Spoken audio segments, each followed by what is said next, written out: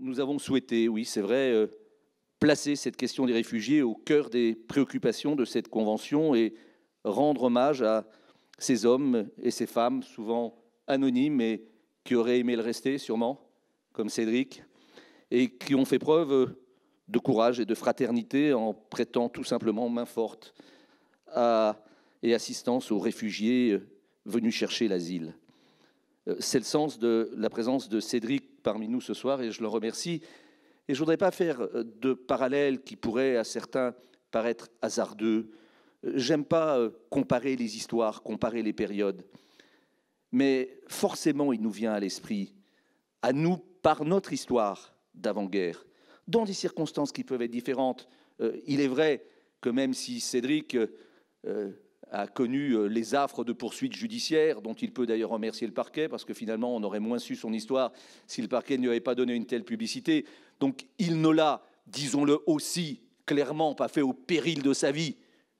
Les périodes sont différentes, mais quand même, ça nous renvoie à des périodes au cours desquelles il y avait des gens qui savaient dire non, et qui ont été, et qui demeurent dans notre mémoire, l'histoire de la France et l'honneur de la France. Donc ce soir, moi je suis heureux au nom des militants de la LICRA, au nom de notre histoire, et je pense à nos anciens, je pense à ceux qui se sont battus avant-guerre, je pense à mes prédécesseurs, et je pense qu'ils auraient été heureux et fiers, comme je le suis ce soir, de remettre ce prix de la LICRA à Cédric pour témoigner que peut-être, et nous le pensons, les lumières ne sont pas totalement éteintes.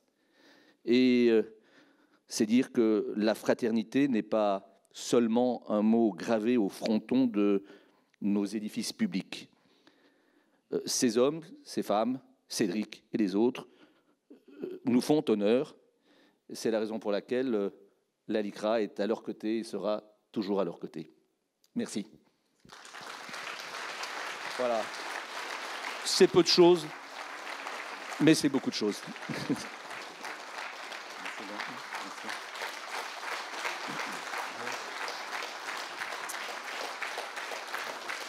Bonsoir.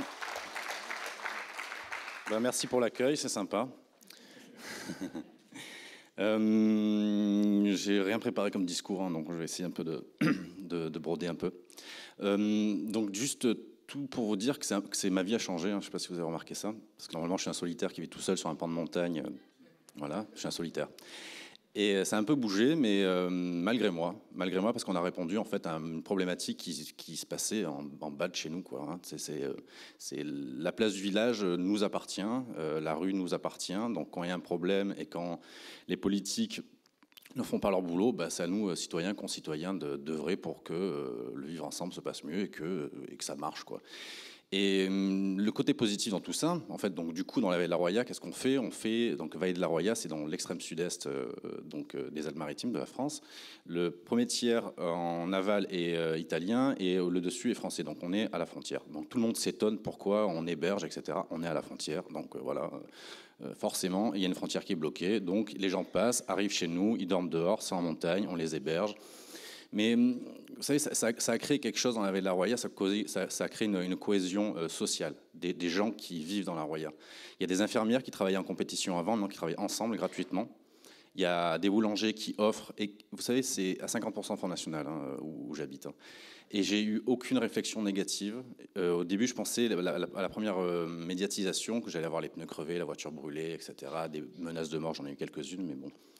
Il n'y a pas de suite.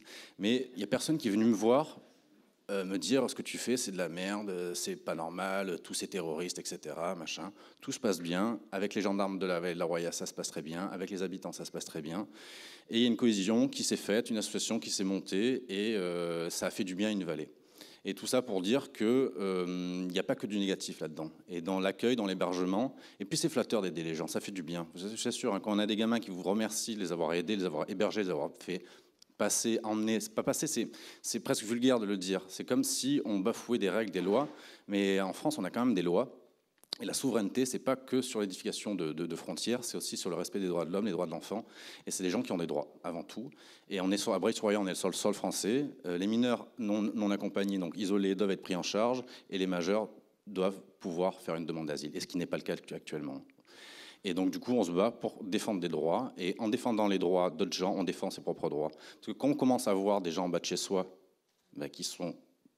qui n'ont plus d'accès aux droits, ça arrive petit à petit, quoi.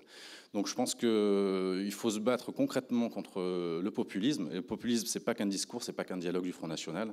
Et je crois qu'il s'est bien ancré dans beaucoup de partis politiques, je trouve, sur le discours. Et il faut se battre contre ça. De toute façon, on a un problème, je veux dire, c'est pas en fermant la frontière entre la France et l'Italie qu'on va régler le problème, parce qu'en Italie, on ne peut pas laisser tout seul. Les gens passent de toute manière, on est dans les Alpes, donc il y a des chemins partout, il y a des routes partout. Il y a eu 180 000 personnes qui sont arrivées en 2016 en Italie, il y en a toujours 1000 à Vintimille, donc ils passent plus difficilement, ils souffrent, ils meurent. Il y a eu 9 morts depuis l'été dernier, mais ils passent. Donc combien d'argent on a mis pour les refouler et combien d'argent on veut mettre pour les accueillir dans de bonnes conditions, c'est ça qu'il faut poser. Question.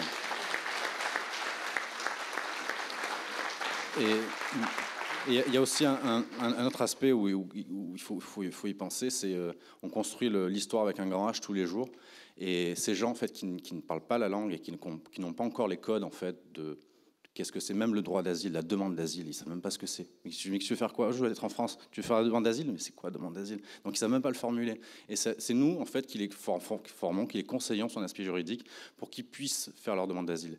Parce qu'un migrant, s'il se fait arrêter par la police et qu'il ne dit pas « je demande l'asile », il n'a pas sa demande d'asile, il est renvoyé directement en Italie. Et il faut penser à un truc aussi, c'est que tous ces gamins qui passent là, ils construiront une famille ici, et ils parleront français, ils auront des enfants, et on devra se justifier dans pas longtemps. Et moi, je fais ça aussi par lâcheté parce que j'ai envie d'être dans la bonne colonne avec les noms de la bonne colonne. Et j'ai pas envie, je préfère me justifier maintenant parce que ça c'est facile. Et en plus, je vends plein de pâtes d'olive en plus, donc je me fais de la com au niveau de la pâte d'olive. Non, je plaisante. Et je préfère me justifier maintenant que dans 20 ans. Voilà, merci.